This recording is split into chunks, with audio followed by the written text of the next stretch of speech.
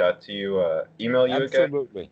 or just call you on Well, Skype? every video has in the description the place it says to Skype it, that email address. Okay, great. And it Well, if you see a Jessica, then that's my friend. okay. The only option, or the only, let us say, condition, is that it be during the daytime. Yes, this time, like for Okay. you. Yep. Right. Now is good time. Okay, great. Thank you. All right. So you were asking how I met Bhikkhu Buddhadasa. Mm. All right. So I will go ahead and tell you some of the story.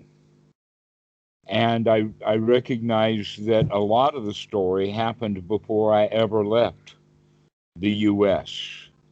Actually, the story, the best place to start is the story of Eric Berne, who Mm. was a student of Freud, and that he became famous, and it was a medical doctor who recommended the book.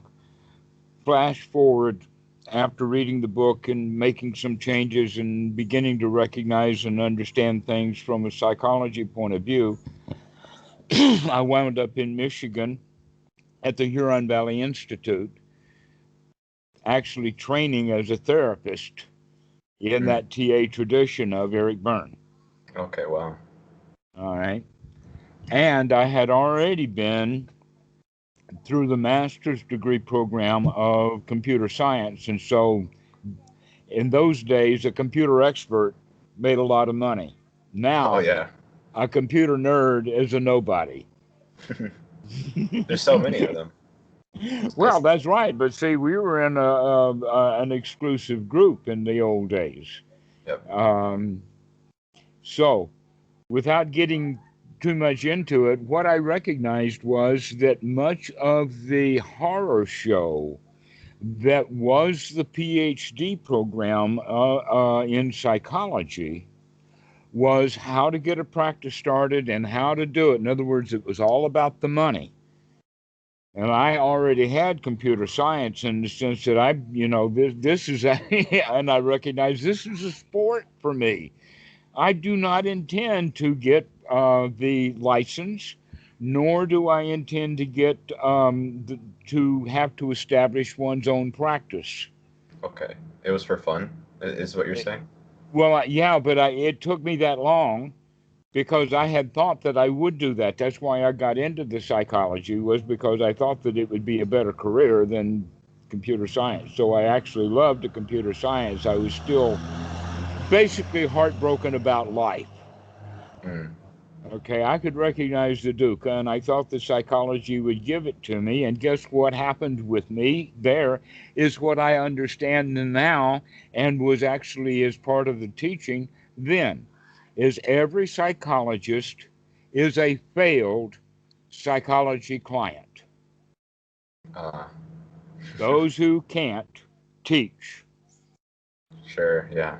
And that built the profession of psychology, to where all of the psychologists have all of the heartaches and all the problems of everybody else, and they don't know how to get out of it.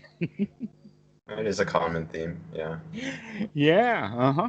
And so they have these things called rules about transference and countertransference and what you can say and all of that stuff laid out in a code of rules, as well as all the diagnostic codes. But they never do deal with it on a heart level. They always deal with it on an intellectual level. Hmm. Okay, so at that's what I came to understand then, and that's why I decided that I'm not going to become a psychologist. And so that's when I got in touch with, because I was all into all kinds of stuff. This was in Ann Arbor, Michigan, and back then it was a hotbed of all new agey kind of stuff. And so I got into all of it, reading Carlos Castaneda and uh, Jonathan Livingston Seagull by Richard Bach and all of that kind of stuff. led me into the ashram of Muktananda that was established there. And there Okay. I started to stay. Were And you so, in were you and in the started university? meditation. Go ahead. Sorry. Were you in University of Michigan? Yes, as part of the nursing school, actually, the nursing school had such a close relationship with Ann Arbor, Michigan. Okay. Excuse me, Huron Valley Institute in Okay. those days. Yes, there was a close connection there. However, they had close connections with other universities Okay. also. And so I did a bit of this and a bit of that to put together Hmm. things. You know, you get credit for this and credit for that somewhere else. So, in any case, getting into the Muktananda thing and getting into the Hinduism with the meditation and the incense and the Kundalini rising and all of that kind of stuff. That was by 1974, that period of time. And that's when I started looking at, actually, I changed jobs from being a coder into being an instructor at a university so that I could have 4 or 5 months a year off, which I promptly got on a jet plane and took off to India. Smart. And so I spent several years back and forth and back and forth. And then in 1980, I took a contract in Saudi Arabia, spent a year there, got a bunch of money, left, went to India, and basically didn't return to the United States for 20 years. That's the way to do it.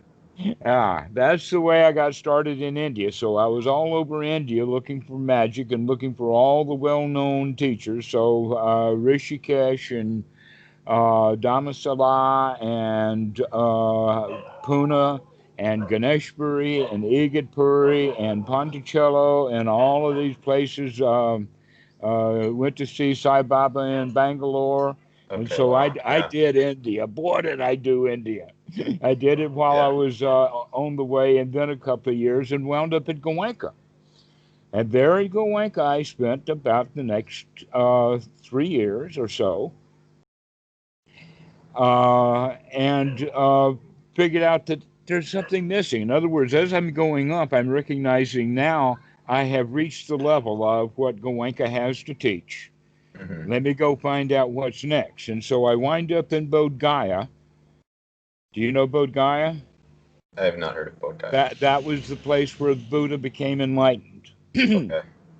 with the Bodhi tree and many, many places having temples there, including Wat Thai Bodh Gaya. Hmm. And that's where I did a retreat with Christopher Titmus. That was my first introduction. But he didn't really talk too much about Bhikkhu Buddhadasa.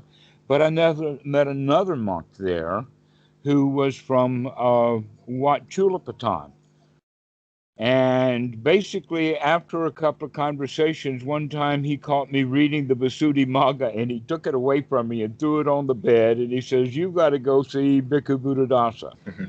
So within 6 weeks, by the beginning of 1983, there I was at Wat Suan Mok Hmm. because I followed that lead. Well, when I first arrived at Wat Suan Mok, a curious thing happened. And that was Achan Po was standing at the gate waiting for me. He was Okay. outside the temple at the temple gate. He wasn't just someplace thinking maybe that a Parang will come or not. He was standing at the gate waiting for me Mm. and saying, "Where have you been? I have been waiting for you." John Poe. Achan Po, the abbot of Wat Suan Mok, the Yeah. home of Bhikkhu Buddhadasa. And it took years before he finally told me the reason that he knew I was coming was because he saw me on the road when he had been in Chumpan and came back to Chaya, and he saw me on the bicycle with the thought, well, there's no place this guy's going to go but here. And so he was there waiting for me. Now that's the story, isn't it? So That's that's quite incredible. okay. It was incredible. And the feeling that I got from Achan Po was like an older brother who had been waiting on me. Uh huh.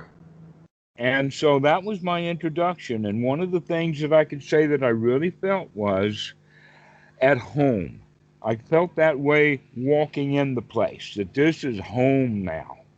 Hmm. I have found what I was looking for That through must all of be. the psychology and all of that. And that was before I ever read anything about Bhikkhu Buddhadasa Hmm. or met him or anything. My first connection was with Achan Po. So that's the story. Within a couple of days, I had started to spend time with Bhikkhu Buddhadasa. Wow. Was he just freely available to visit? Like, did you? No, he was well guarded, How did you have access? and the main guard was Achan Po. You do not see Bhikkhu Buddhadasa unless you go through Achan Po to get to him. Okay.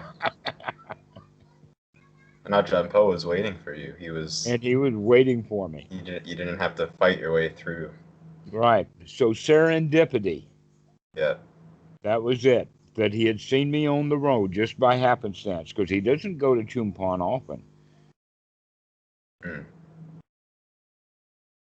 And after you know, after you had Ajahn Poe's, I guess blessing, that was your introduction, essentially. That was it. Right. Hmm. Yeah. Okay. And uh, there was already a monk there, a Western monk. His name was Brian, but he disrobed or left or did something. I'm not quite sure. He was there for a while and then he wasn't. um, but he was the one who wanted Achan Po to get started to do a thing called retreats. Hmm. That though retreat was an unknown thing Okay, really? in the sense of a 10-day retreat or a fixed formal meditation time when a whole bunch of people get in close proximity, breathing, breathing and coughing on each other and pretending that everybody, each other people don't exist. Hmm. So naturally, right from the get-go, noble silence is a magic. Is magical. The Okay. retreats become magical because of the delusional thinking that happens. But Brian was the one who started it, and so Bhikkhu Buddhadasa and Achan Po thought it was a good idea to actually attract Westerners to come. Hmm. And so that was when the idea of the retreats got started. And so during those times, I remember actually going with Achan Po to oversee and also do a little bit of work of clearing out the undergrowth of the coconut grove that had finally been gotten by Achan or Bhikkhu Buddhadasa's family. Mm. And that became the retreat center that is now called the International Dhamma Hermitage, that, as far as I can tell, is the biggest retreat center in the world. They have private rooms for 370. Wow. Okay. Yeah, that's quite a bit. The first off, they started with a fortress-like thing with buildings all around an empty open courtyard that had trees and things like that in it. One for women and one for men, and that there was room for about 60 people in each one of those, giving 120 accommodations totally.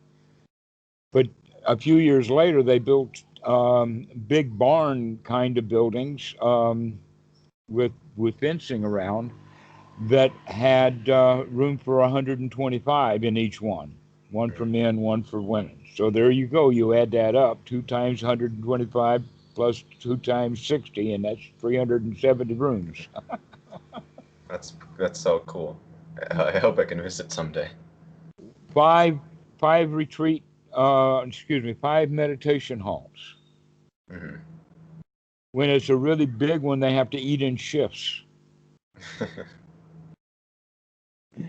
And so it's a big place. You can see it on Google. Oh, really? Yeah, it's And all available on Google. Both Wat Suan Mok, which is more than 400 acres, and then the retreat center, and then beside it is Dam Kiem, which is the Dhamma Hermitage for Westerners. okay, I see it. It's beautiful and very big. Yeah, it's in Chaya in South Thailand. Okay. It's about 2 kilometers between Dam Kiem and Wat Suan Mok. Hmm. Great. So Excellent. I'll send you a URL of it Sure. later. Okay. Okay. So uh, that was the question you asked of how did I get to Wat Suan Mok? Yeah. Thank you.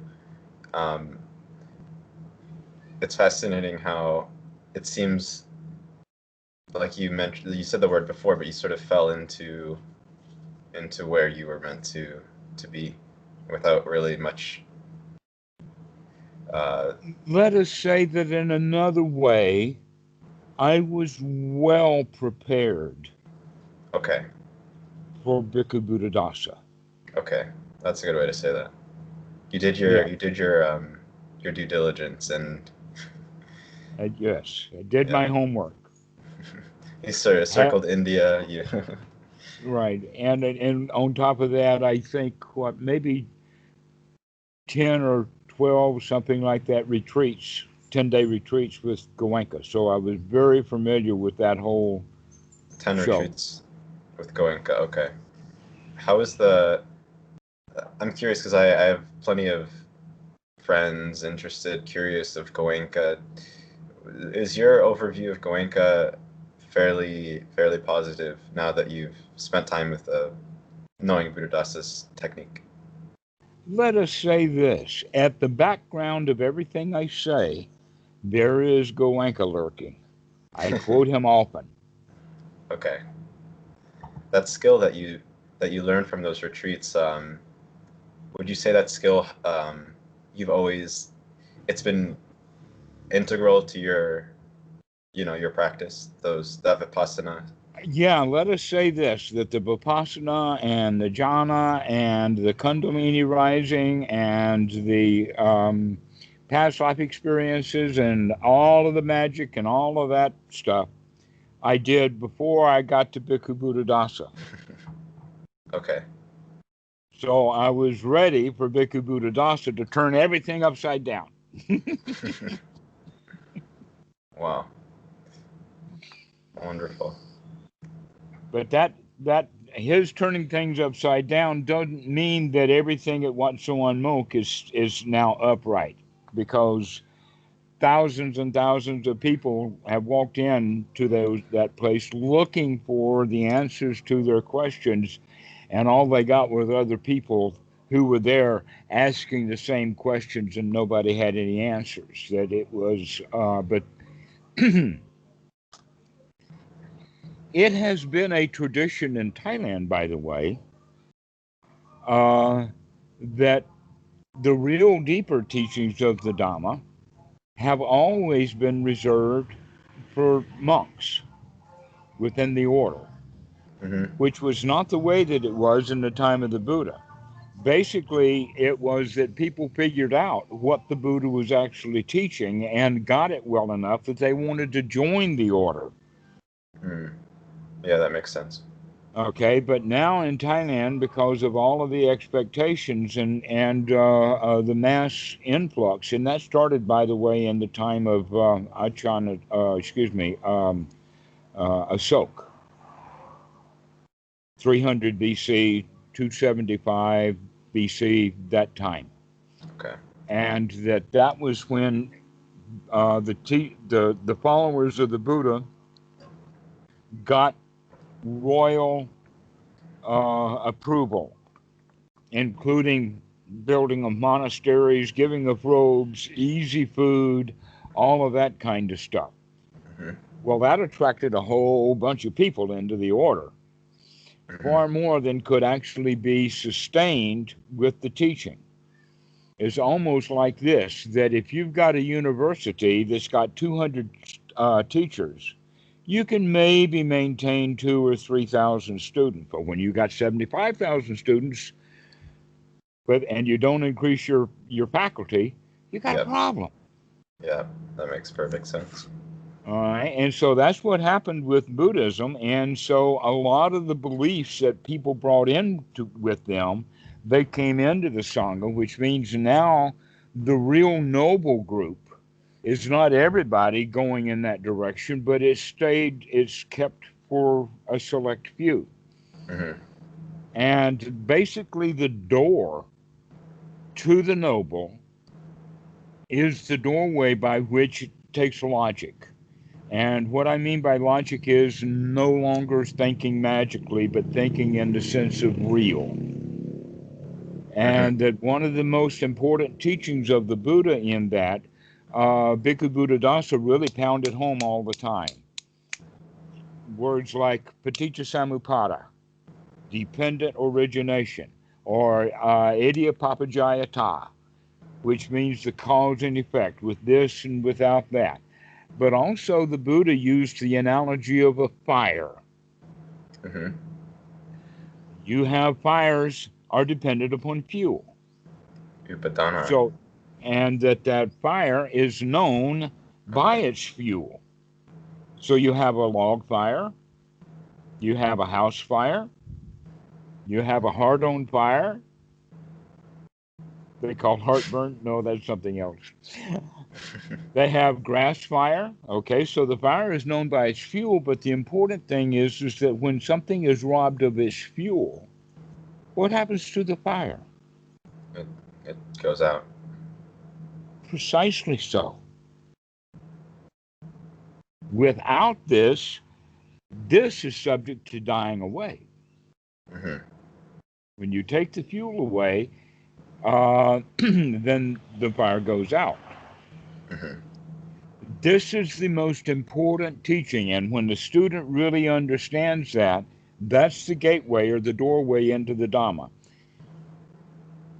Normally what happens, though, is that all of the sutras are learned, all of the scriptures learned, all of that kind of stuff, and including all of the changes that have been made to the stuff with people who've had magical thinking. Mm-hmm.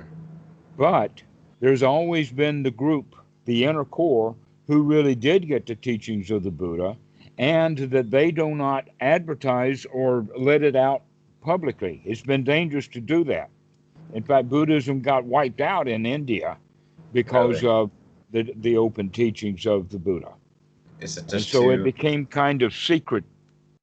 Is it too counter to cultural opinion and perspectives? Is that why it's so dangerous? Right, because authorities don't like the teachings of the Buddha unless the authorities are already in the Buddha. That's what happened, actually. That's a side story about the value of the lineage of kings of Thailand up until modern times.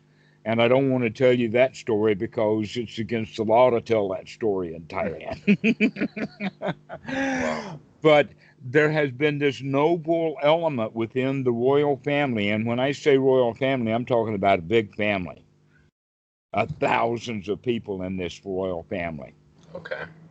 Because in kings, for instance, King Mongut had 48 kids. You think then in 150 years later, you're not going to have a big family? That's incredible. It's too many children. Well, not if you're the boss, not if you're the king. Yeah, I guess so. Okay. And so King Mongut had a child named Chula Longhorn.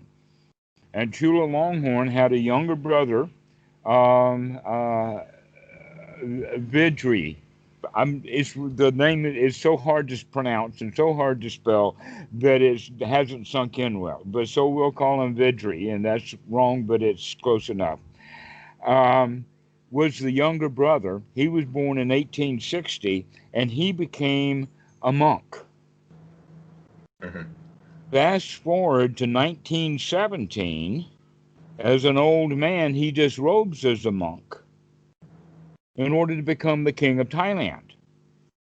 Mm. And he lasted about 3 years until 1920, and the succession went on. But he was the king in his late life.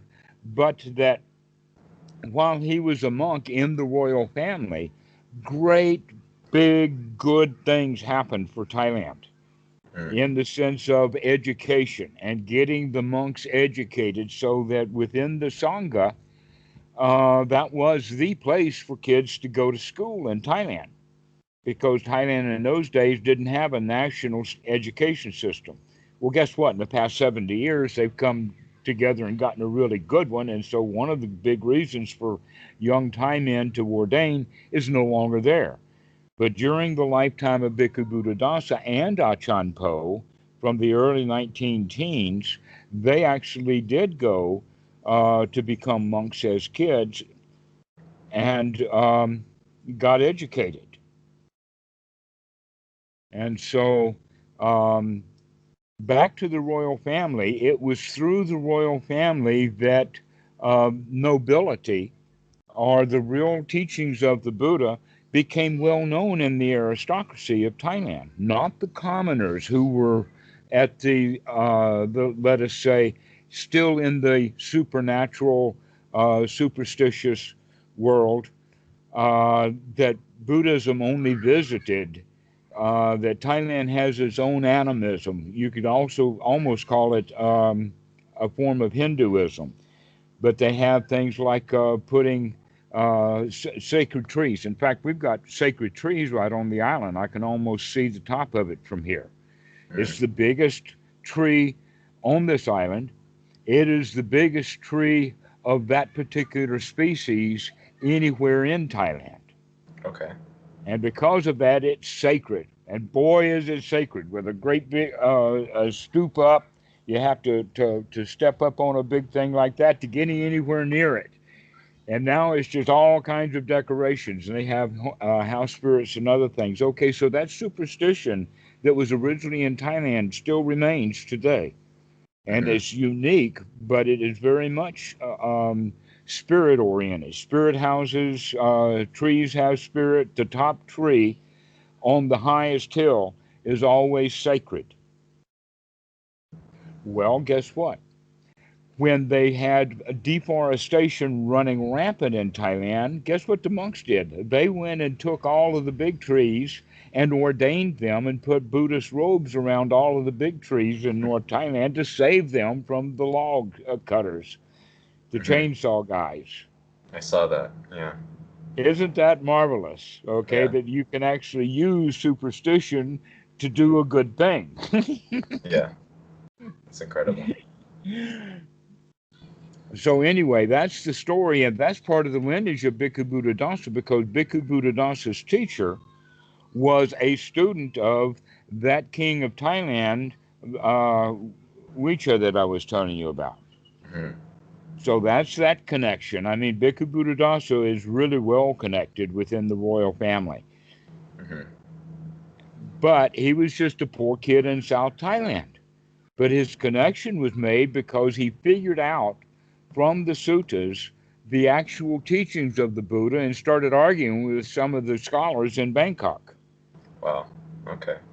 And then he was giving public talks, and he taught about anatta. He was basically teaching against magic, and some of the monks didn't like it, and they pulled him up on charges of Sangha Dasesa, which is a fairly robust charge in the sense of someone who is intentionally trying to destroy the Sangha, to break it in half, to Mm. turn it into factions, okay? And so they wanted to have a meeting to get this resolved. Well, guess what? It was resolved in Bhikkhu Buddhadasa's favor because he had friends on that court Okay. Yeah, who really knew that Bhikkhu Buddhadasa was teaching the right thing. that's how it works. Yeah. Okay? And so that's another one of these serendipities. Well, Bhikkhu Buddhadasa now, for many years, refused to teach the 1-2 punch. He always taught directly, and that's how I got it from him also. Um, that 1-2 punch is to meet people where they are, to gain their trust, to fit into their model, to really understand them and to know that they understand and you understand each other, and then you slowly drag them into the reality, out of their delusional system. That was the Buddhist technique. And that Buddhist technique then is one of the reasons why people will point at and says, see, the Buddha didn't teach anatta at all. He taught that there was a self to be reborn. Well, no, he taught what these people already believed and knew so that they would gain confidence in him so that then later he could begin to give them the real Dhamma. An example of that from my own past, I had a friend who was a monk. This was in 2002. A Western monk came to Thailand, and he didn't have the visa complete yet for the long stay. And so he had to go get the temporary visa for only 3 months, and he went to Malaysia to do that. And while he was in Malaysia, he visited in Kuala Lumpur, the capital, he visited Thai Wat. It was known to be the Thai Wat. It's called Wat Thai KL, openly. Everybody knows it. The Thai people built. Guess what? When he goes in there, the abbot is not Thai, he's Sri Lankan. And this Sri Lankan monk, now when David goes up to talk to him, they're speaking in broken English because he's talking to a Chinese woman. This Sri Lankan Buddhist monk in a Thai temple is speaking to a Chinese woman about her newly departed husband and all of the puja that's going to go on for the funeral and everything. And David hears over this and he says, I'm talking to the wrong guy here. This guy doesn't know anything about Bhikkhu Buddhadasa if he's having this conversation with this woman. But after that conversation was over, he came to see David because a Westerner in monk's robes, you got to check it out. And when David told him that he had come from Wat Suan Mok, the monk instantly changed. It was like that. Yep. And so that shows that they do have this 1-2 punch, that many noble monks will go and do the ceremonies that the people want because the people want them. But if the people start asking the right questions, they'll get the right answers. Yep. And Bhikkhu Buddhadasa wouldn't have an inch of it. He says, oh no, now finally it is time to openly speak the truth, to let the cat out of the bag. And in fact, that's what Achan Po had talked to me about on these internet calls, to always make sure that you teach the noble Dhamma, the super mundane. This is not a time to dilly-dally with superstitions. That makes sense. Okay. Yeah. And some people, they call me and they never call back because they're not ready for the Dhamma. Yeah, that makes sense. I think that approach is much more effective, and I think Westerners will find it more palatable. At least Westerners who've been burned through the fact that they're out there looking for something means that. You see, if they're not out looking, that's because they've already found something, possibly something that they were taught as children, like the religion that they were born and raised in. So people who are actually in the West interested in the Dhamma have at least the openness of, that was too much magic. That was, Jesus Christ, the Son of God, was quite a magic show, but I've grown tired of it. With Walking Dead and no sex babies and all of that kind of stuff. Magical thinking. Well, it's clear that the magic doesn't take away our suffering. We're still it's absolutely clear that magic stories do not cause the end of suffering. And so people do get interested in Buddhism. Yeah. And they can find out that I think almost everyone in the West who knows about Buddhism knows that Buddhism doesn't have much to do with gods. Yeah. We will acknowledge that they exist to those people who believe in gods. But the Buddha at one time says, yes, I know there are many gods, and I know where they reside. And Or it's faculties of the it's a mind. common belief system. It's commonly believed by many. Mm.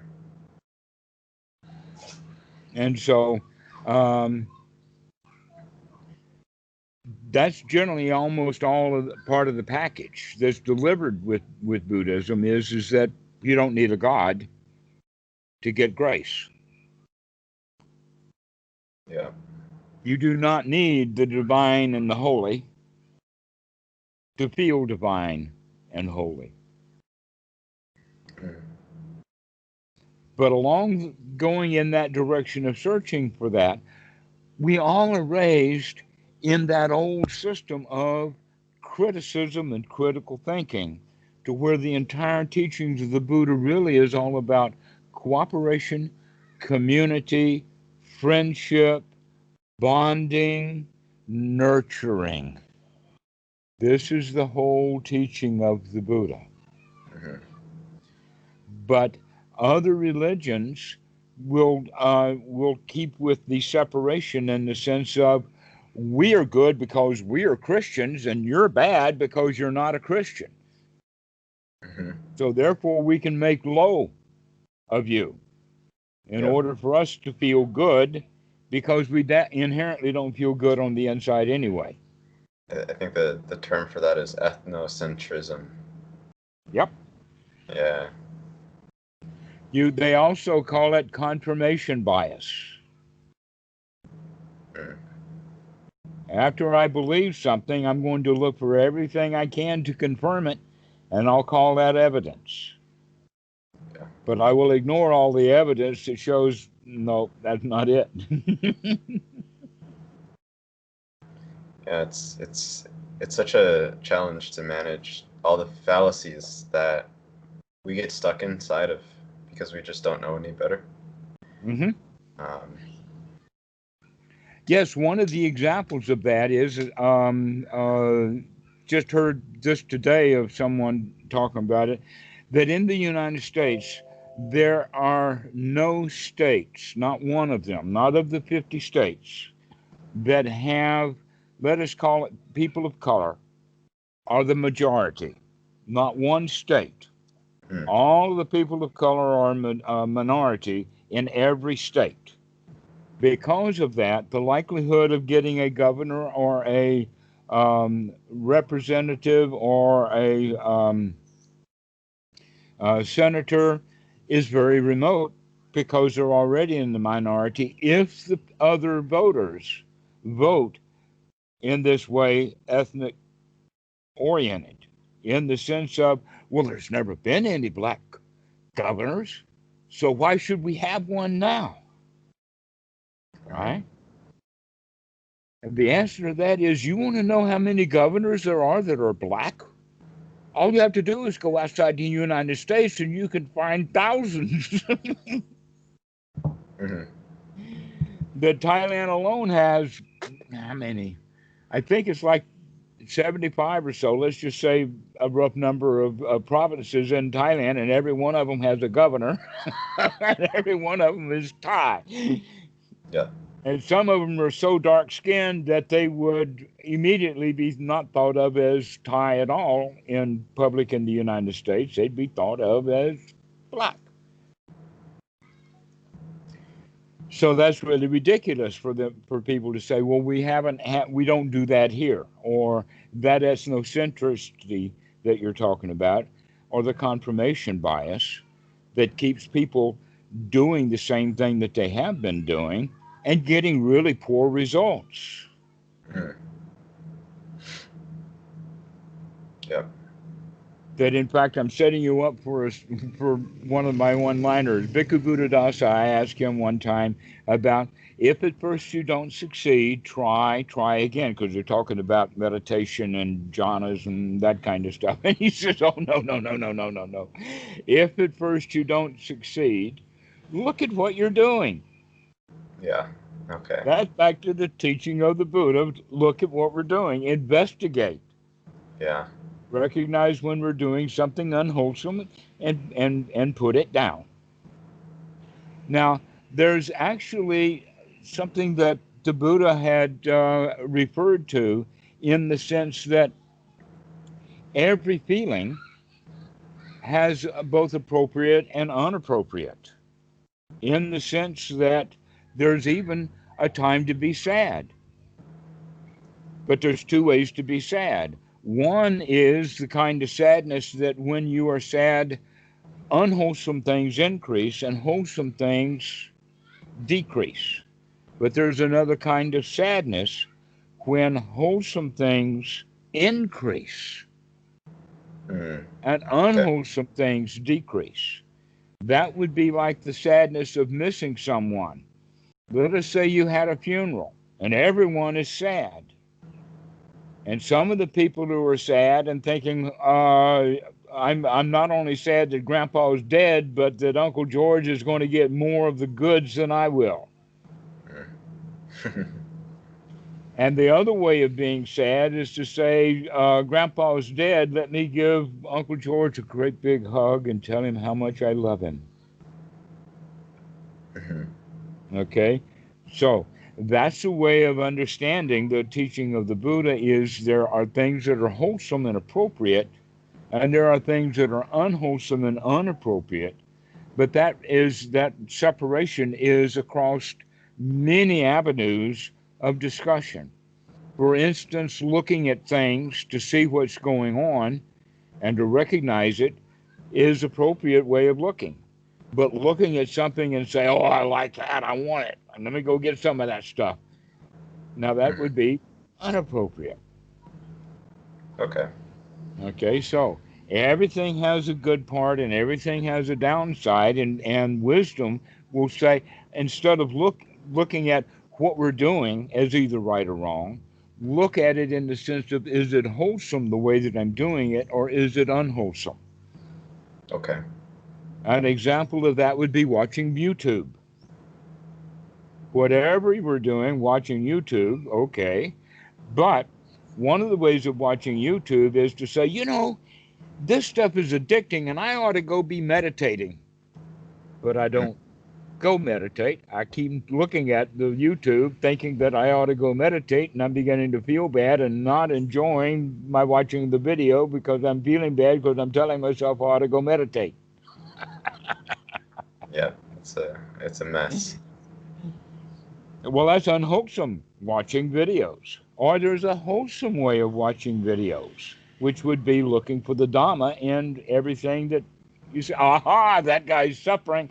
I wonder how he's feeling,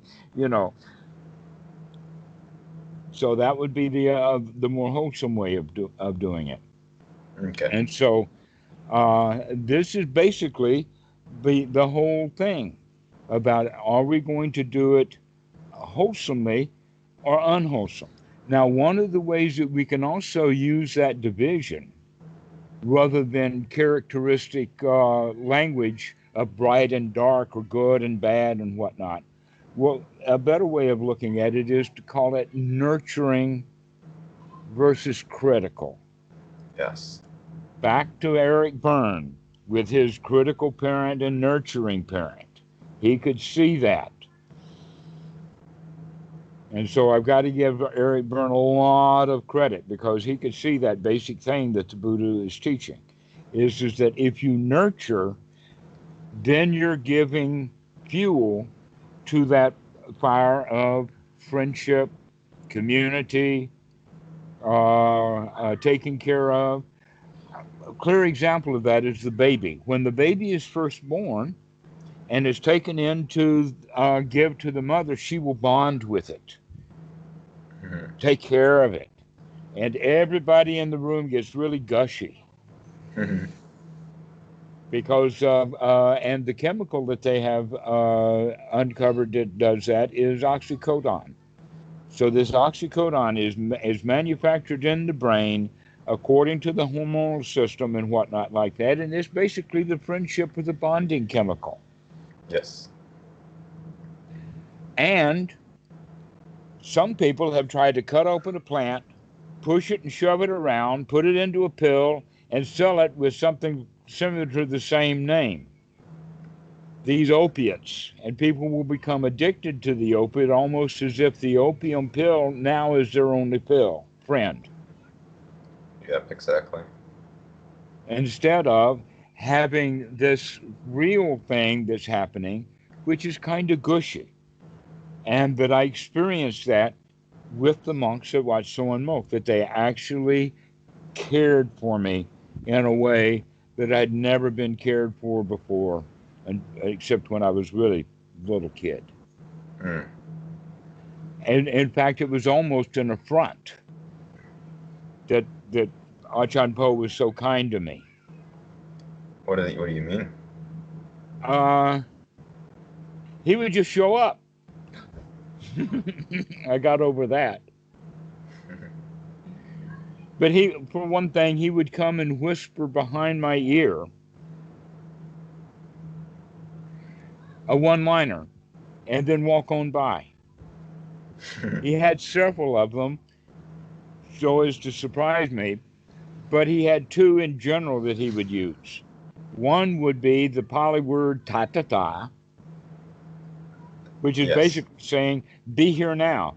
And basically what it's saying, hey man, if I can get this close to you, you're not awake. You're not being here now. If you were really here now, I guess he could see that I was looking at something way over there. And so my whole attention was way over there, and he sneaks right up behind me. Yeah. Mm.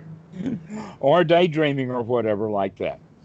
The other one would be that he would say was not sure. Other things that he would do would be like standing in the yard of the kuti that I was in, ever how long I don't know, waiting for me to figure out that he had come to see me. Without clearing his throat or banging anything or making noise, he just stands out there and waits for me to look out to see that he's come. Now that's caring. I really feel like even telling you about how much he cared for me. Wow. He's still alive. He's over on the other island here. I go to see him occasionally. He's a good friend. That's amazing. It's something I've never seen that type of connection beyond, really, really young people. It's but it happens with ordinary people in extraordinary circumstances. War buddies, or people who are on the same sport team. Yep. They can be on the same sport team and be really competitive with each other. Or they can be the best of buddies. And sometimes that best of buddies is really, really deep. Mm-hmm. So after the war, they still communicate. They feel like the connections that I made with the guys that I was in service with, I'll never be able to repeat that. Mm-hmm. But that's not true. That's just magical thinking. Of course, if you go through the efforts of making connections with people, you have a whole lot of friends. Mm. Amazing. How do you recommend that manifest, It manifests with joy. It manifests with gushy feelings. It manifests with friendship, with wholesome thoughts. This is why we practice Anapanasati, is to actually help ourselves become friends within. To start giving ourselves the nurturing, and with the nurturing thoughts and the nurturing conversation, just like we got from Mommy when she was nurturing us as a child. We picked up her nurturing instructions. Mm-hmm. Okay. And that, in fact, a lot of what Mom has to say is now put to happy music for kids. Okay. So goo goo gaga. I mean, this is the kind of noise that you make when you're around babies. Yeah. Okay, so that's also um, part of the songs of, say, zippity doo dah, zippity a, my oh my, what a wonderful day. Okay, so that's that whole kind of being friends together, Okay. cooperating. So let us say that when we run across attributes of ourselves that we don't like, then naturally we want to say that's bad and we should get rid of it.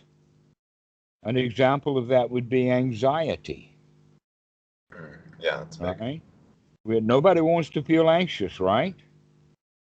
Nobody. Okay. Well, if we recognize that anxiety has some roots, it has the roots from anxiety down to tension, from tension down to a little bit of fear, just a little bit of fear dripping on and on and on, which then can be based down to the level of adrenaline, which is set off by the reptilian brain saying that something's a little bit amiss, something is wrong.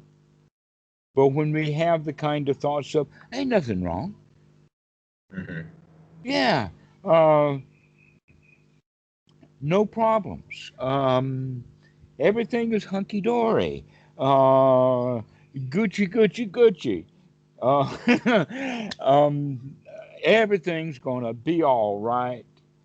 These are the kind of thoughts then that turn on the serotonin, turn on the cortisone, and turn off the leaky faucet of adrenaline and cortisol.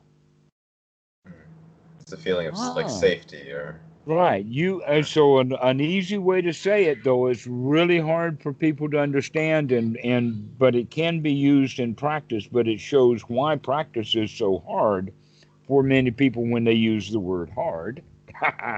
Is that you have spent many, many years now talking yourself into feeling bad. You've been critical. You learned how to be critical from the time that you were in early school.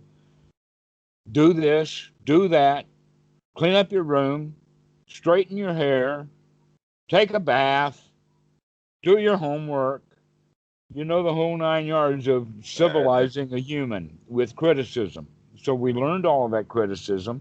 And so now we turn that criticism back on ourselves and have those kind of thoughts of good and bad. This is good, that's bad. This is up, this is down. This is black, this is white. Mm. You do this, you don't do that. That's the rules, this is against the rules. That's criticism. But a mommy who loves her infant and cares for the infant is not going to slap the kid around when he's pooping in his diaper if he's only 3 days or 6 weeks old. Yeah. No, we nurture the child and we take care of him and we do Gucci, Gucci, Gucci while we're changing a diaper. Mm-hmm. hmm And that's natural to do it that way if we've got the brain chemistry right. Mm-hmm. But then by the time we're 5 or 6 years old, mommy changes into a devil woman. She's now the boss. First, she took care of you. Now it's time for you to go do what you were told to do. Yeah. But there's a whole society that's telling her that she's got to tell you what to do. Yeah. You got to go to school. It's sort of like the chain of cause and effect. Mm-hmm. So there was a cause and effect. The causing of the nurturing was hormonal, but the causing of criticism is magical thinking. The magical thinking of the government is every kid needs to be educated, right? Okay. Yeah. Yeah. I Look don't. how I don't. much suffering that causes. I don't know if the problem is the education, but the means in which it's done. Right. When we're talking about because kids need to be educated, we're going to figure out a way to do it. We're going to call it schools. Mm-hmm. There's other ways for kids to get educated. No, I agree. Yeah. Yeah. One of the ways for kids to get educated is give them a cell phone. And I what's say that? that only to upset people, because a lot of people say, oh, wait a minute now, you got to take the cell phones away from the kids and put them in that school, the government approved school. You can't.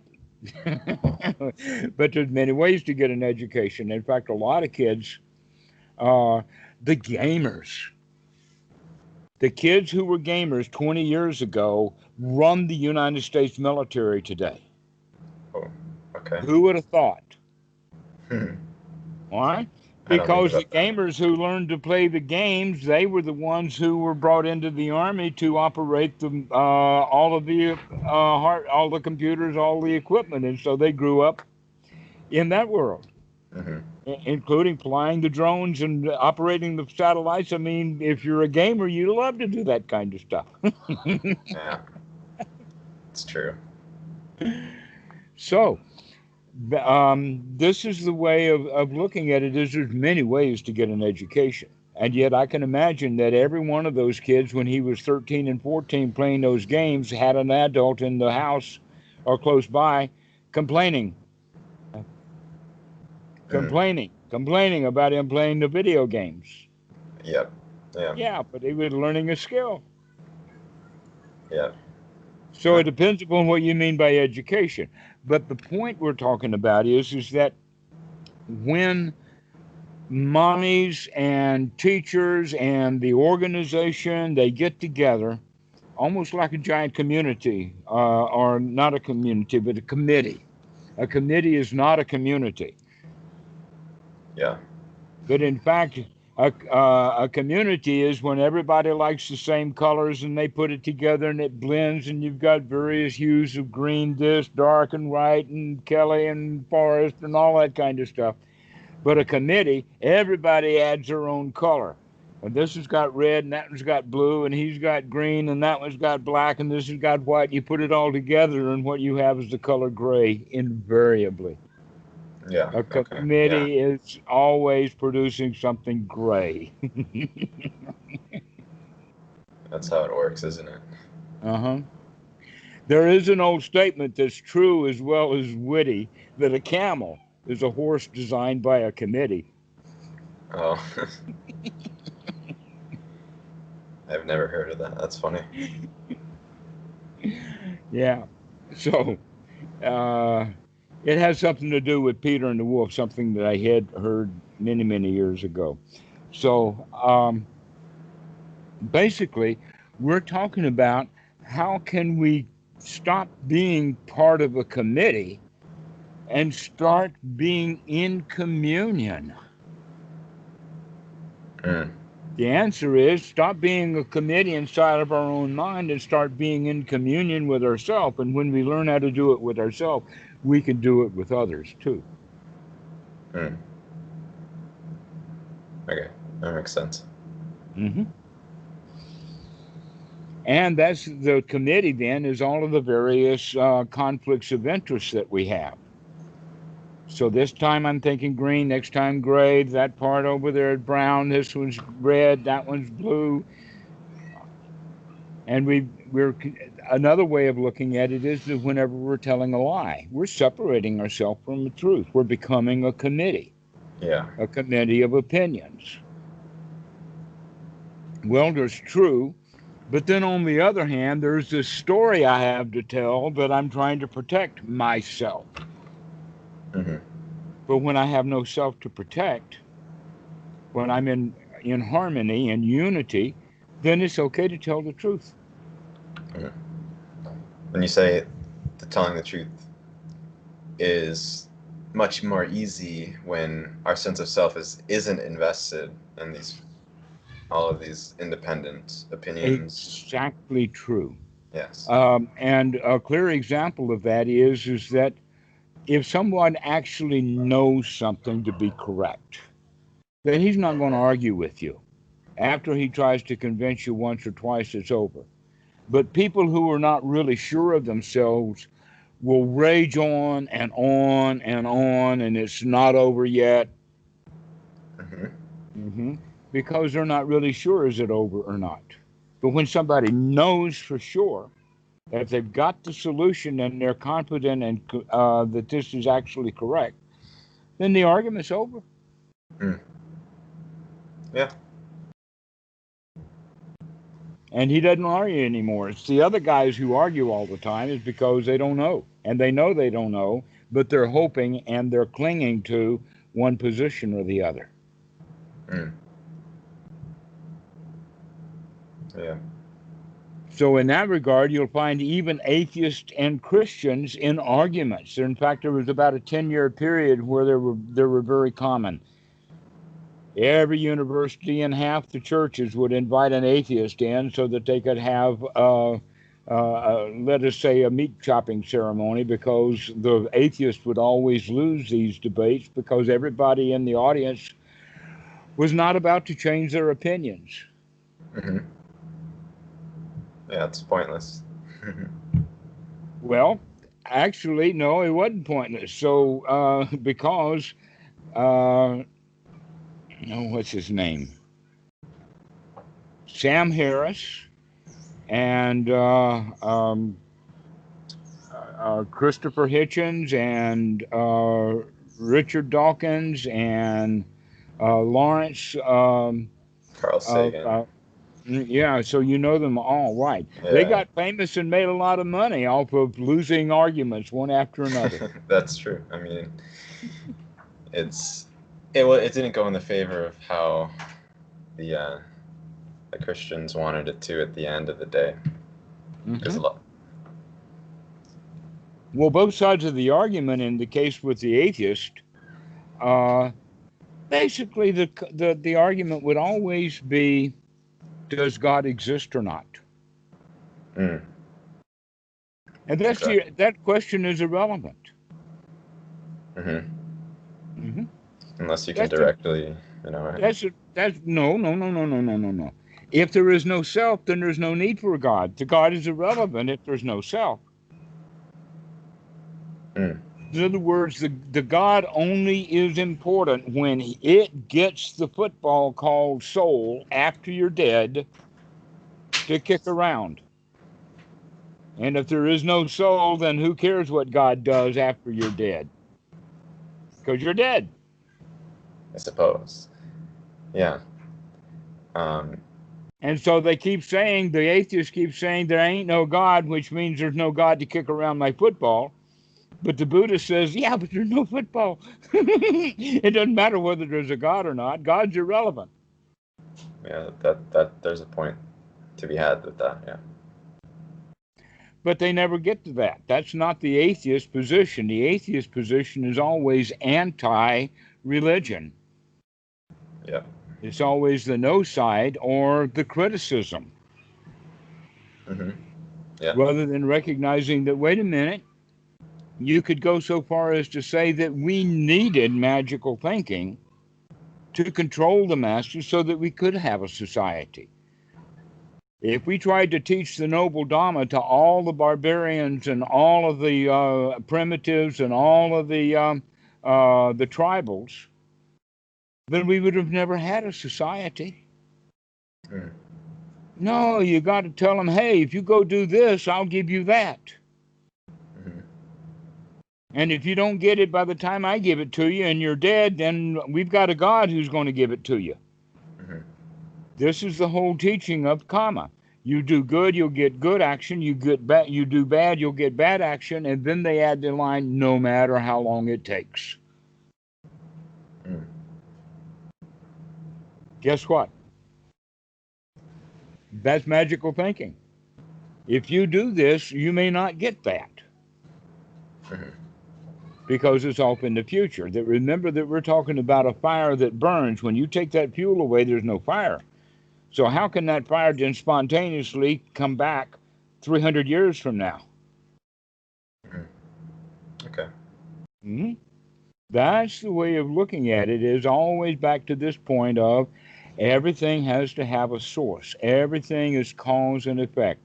That the Buddha does teach, yes, there is good action that leads to good results, but those good results are connectable. For instance, if you eat something and you're very hungry, you will gain strength from what you eat. You do good eating, you'll get good result. Mm-hmm. If you eat poison, then you'll get really sick. You do something bad, you'll get a bad result. Exactly. Yeah. All right. Well, when we're trying to build a society, things don't happen so quickly. Mm. That neither Rome nor the pyramids were built in a day. Mm-hmm. So how are you going to get pyramid builders to build a pyramid? You have to lie to them. Mm. You have to lie to them. You have to sell them something. You got to get them to do something Mm-hmm. that they don't want to do. That's how you get pyramids built. Mm. That's Okay. it. So you have to lie to these people because they're not wise, but they're smart enough to believe your lie, that they can get some value out of it. And so this is how society is built. How every road and every lawnmower and all of that stuff got done because of the belief that if I do good, I'll get good results, and if I do bad, I'll get bad results. Except Mm-hmm. that I can avoid maybe the bad results. Mm-hmm. Yeah. So this is the way that society is built. You could think of it like this: that to reach the noble very, very high in the sky, like going to the moon, you can only send a very small package. But to get that rocket off the ground, you have to have that first stage. Those big, huge, Yeah. massive rocket engines that then get thrown off so that the little guy can get up there.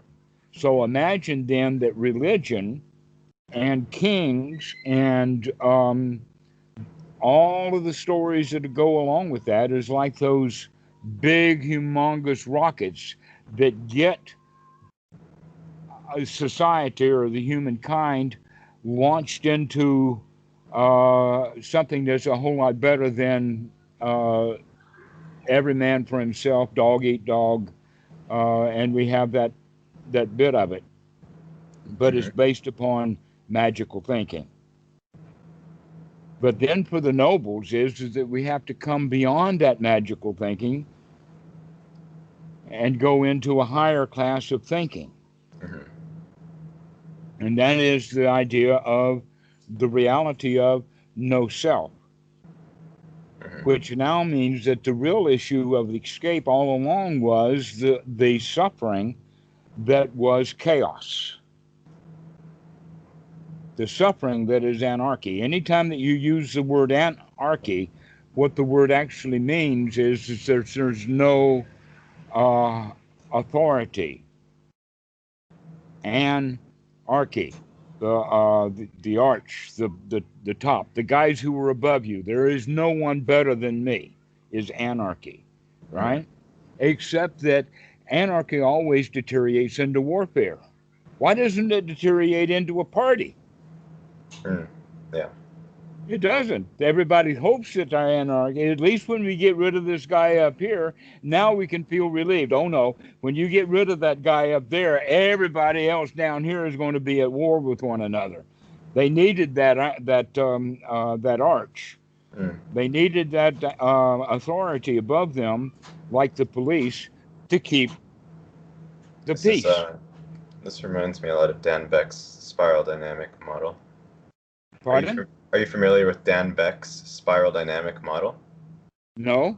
But Oh, if he's talking the truth, so am I. it parallels quite quite well with what you're describing. He basically describes this as a spiral, and on the lower end of the spiral you have mysticism, and then you have power, which is like anarchy, and then you have to have institutions that like police and religion that kind of establish some level of authority, but it's not based on the Authority. ultimate truth. And then beyond Uh-huh. that is then non-self. And Exactly. Can you rise above your yeah, own authority? yeah, it's very it's nice to see that there's this parallel. Everything Well, seems to, this is the teaching of the Buddha. yeah. This is not something that I invented. I'm not talking, I mean, I No, just, no, no, yeah. this is Buddha talking. that the low-level people are the ones who are superstitious, and you need that superstition, because if you don't have that superstition, you're going to have bedlam. Yeah. Then it truly is a dog-eat-dog world. It's the religion, the magic, the aristocracy, the rulers, all of that is what gives order to society. And so we have to congratulate them. As bad as Christianity's mistakes are, they're doing something marvelous. Mm-hmm. They're keeping the people in the churches instead of out robbing the banks. But a few of them do get out and rob the banks anyway. Without religion, it'd be like taking the floor from under society, and then there might be anarchy and more superstition and just quite a mess. Exactly. And so we have to give credit where credit is due, that they do perform on a major important point. However, everyone who supports that is also trapped by it. Yeah. And that just because we come out of chaos doesn't mean that we are now completely free from suffering. We're only free from the grossest kind of suffering. Yep. But there's a lot of subtle suffering, and that subtle suffering actually has to do now with the critical thinking that comes along. Mm-hmm. That we can go up higher than that, and that is the nurturing, where everything is okay, everybody's acceptable, because everyone is wise enough to recognize that they too want to be free from suffering. Mm-hmm. Therefore, they don't want to spread suffering to other people. But down at that low level down here is that I'm suffering, and I'm going to kill anybody who gets in my way of trying to stop me from doing what I want to do to get what I want, hoping that that will get me out of suffering. Mm-hmm. Okay, so you have then 3 layers, and that they want everybody to be in that middle layer and very few in that lower layer, but also that very top layer is rare. It's rarefied, and not many people get that. Mm-hmm. But the question is, why not? Why not allow 2/3 of the people who are trapped in the success of society to transcend society? It would be completely counter to a lot of the momentum of what we have running. The momentum is the gross national product. Gross domestic product, okay? What would happen to the GNP if 10% of the people just said, well, I'm going to enjoy my life. I'm going to quit my job, stop owning things, just settle down, maybe get an old junker of a car and travel around and enjoy life, make a bunch of friends along the way. What would happen to the GNP then? Some problems. Yeah. Nobody buys any, or very few people buy new cars anymore. We all buy the junkers. But it's a transition that I imagine will either happen or society will fall apart. Well, because it seems this is the whole idea of the Open Sangha network, is to spread the Dhamma that can be used, which basically the 2 points that we have are, number one is that we don't charge money for it, because if you charge money for the Dhamma, you're just back into the business world anyway.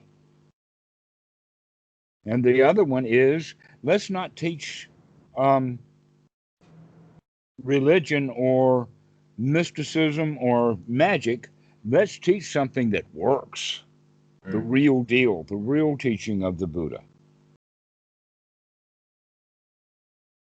And if we could do that, then I think that we could,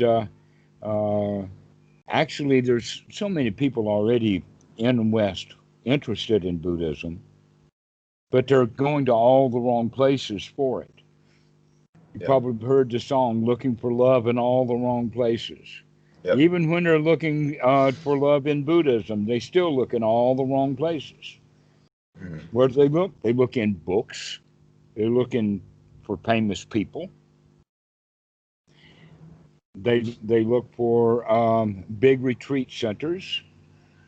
They look for Reddit and discord. Mm. And what they find there is everybody else like them. But the Dhamma has to be given freely. Why? Because the whole point of the two people, the guy who's listening and the guy who's talking, is for them to bond together in friendship, brothers. Mm. That I'm not to be kept up here with you down here. Oh no, this is It's the equal part. Both on the same plane. both of them on the same plane, and that plane is the noble plane, the plane of wisdom, the plane of Sure. delight, the plane of joy and nurturing, and not the plane of criticism. Okay. That makes sense. Well, I had no idea where this talk was going, but it seems to have wound up in a good place. Yeah, sure thing. Yep. Well, I appreciate your time. Thanks. So, my only last thing to say is that practice well the anapanasati of being gushy and warm and happy and comfortable with yourself. Even when there's anxiety, oh, love that too. It's kept you alive. Mm. Be Well, friends with. If you try to get rid of it, that's just going to make more adrenaline come. Oh, we've got a problem here. We've got anxiety. We got to go get rid of it. mm. But if you say, oh, no, it's okay, I'll be all right, and then it will melt away. Will do. Will do. Be easy on yourself. Practice well. Have wholesome thoughts. I'll practice Deep, well. deep breathe. Enjoy. Thank you. Take care.